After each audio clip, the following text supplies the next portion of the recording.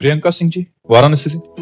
राधे राधे महाराज जी, ऐसा कहा जाता है कि अगर किसी संत या महापुरुष से मिलने जाएं तो खाली हाथ नहीं जाना चाहिए, परंतु अगर वो स्वीकार ही ना करें या उनको किसी चीज की आवश्यकता तो खाली हाथ का मतलब क्या? रुपया, सेव संतरा, फल फ्रूट, ये आप समझते हो क्या?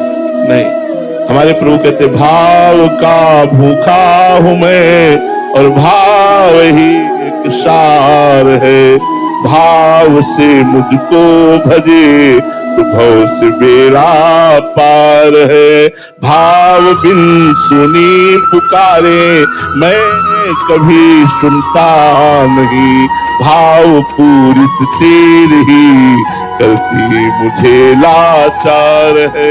भाव का भूखा हूं। आज संत मिलन को था, हृदय उल्लसित हो रहा है। आज भगवान ने अपार कृपा की, आज साधु समागम। ये जो आप उल्लसित होकर आ रहे हैं ना, यही आप आ रहे हैं। नहीं तो आप 100 कुंतल सेव संतरा अंगूर लेके आ रहे हो, भाव नहीं अभिमान है, तो आप खाली आ रहे हो, खाली ही जाएंगे। खाली आ रहे हैं, खाली ही जाएंगे। और भाव लेकर आ रहे हैं। अब भाव में पत्रम पुष्पम फलम तोयम ये में भक्तापेक्षिते, यदि भगवान ने दिया है, हमारा भाव है, तो हम पत्र पुष्प फल जल कुछ भी नहीं है तो अपने भाव से समर्पित कर रहे हैं। भाव हम सामने गए और उनके चरणों में अर्घ समर्पित कर रहे हैं, चंदन समर्पित है, कुछ नहीं समर्पित। तो हम तो उत्तम बात समझते हैं कि संतों को आपका मन चाहिए। आप अपना मन संतों को दे दो, जो आज्ञा करे उसका पालन करो, इससे बढ़कर कोई भेंट नहीं होगी। आप सेव संतरा रुपया पैसा रख के गए, मनमानी आचरण कर रहे, तो संत समागम का फल क्या मिला? संत समागम का फल है भाव लेकर आओ और जो कहें उसको मानो, यही बात है।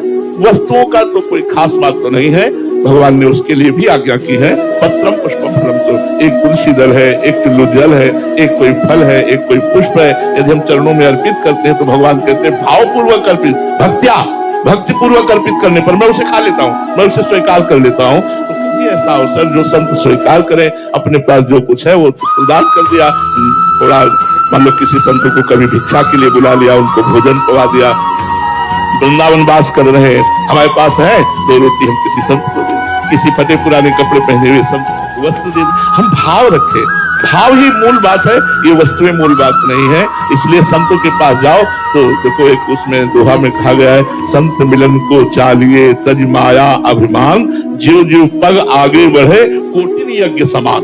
अगर माया और अभिमान का त्याग करके हम, अब जैसे आप कोई अच्छी वस्तु ला रहे हैं, तो आपको गर्व है, यार वो वस्तु देंगे बाबा को मिली नहीं होगी, इतने सुंदर सेवा, इतने किसी काम कर रहे हैं, और आप एक छोटी सी वस्तु ला रहे हैं। लग रहा है कि एक गरीब आदमी, एक संत के यहाँ देखा, बड़े बड़े सब पूज्य गुड़िया बाबा जी की बात कर रहा हूं, हरि बाबा के बांध में थे, तो बड़े बड़े सेठ महाजन सब बड़े बड़े दलिया में सेव अंगूर और सब भर के लाए थे, ऐसे सब नीचे रखे थे। एक गरीब किसान यही बात सोचकर कि संत मिलने के लिए जाए तो कुछ लेके जाए, और उसके पास बेचारे के पास कुछ था नहीं, तो कचरिया समझते ना, खेतों में वो स्वाभाविक जग जाती है और इतनी इतनी होती है, खटमिट्ठी होती है, तो कोई खास नहीं। वो 5 कचरिया पकी हुई बांध के लाया, और जब सभा में आया देखा कि उनके सामने इतने बड़े बड़े लोग बैठे हैं, इतने अंगूर सेव संतरा सब, तो ऐसे कचरिया छुपा के बैठ गया, अंदर से रोने लगा, काश भगवान मुझे भी सामर्थ्य दिए होते तो बाबा के सामने जाता और मैं भी बाबा को भेंट देता। बाबा सिद्ध पुरुष, बाबा ने कहा, ए भाई तुम खड़े हो? तो डर गया एकदम, इधर आओ, नजदीक का क्या लाए हो हमारे लिए?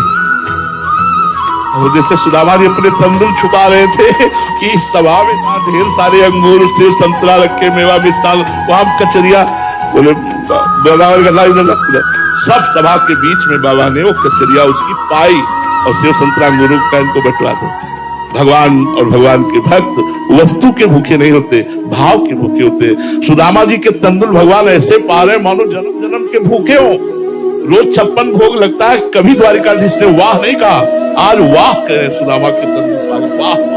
सबरी मैया के बेर खा के राम जी तृप्त हो रहे, अखिल ब्रह्मांडों को तृप्त करने वाला परमात्मा सबरी के बेर पाके भगवान श्री कृष्ण, देखो कितना प्रेम में बावरापन है। विदुर जी के घर गए सरकार, विदुर जी थे नहीं, विदुरानी जी थी, आवाज लगाई, विदुरान कौन? श्री कृष्ण।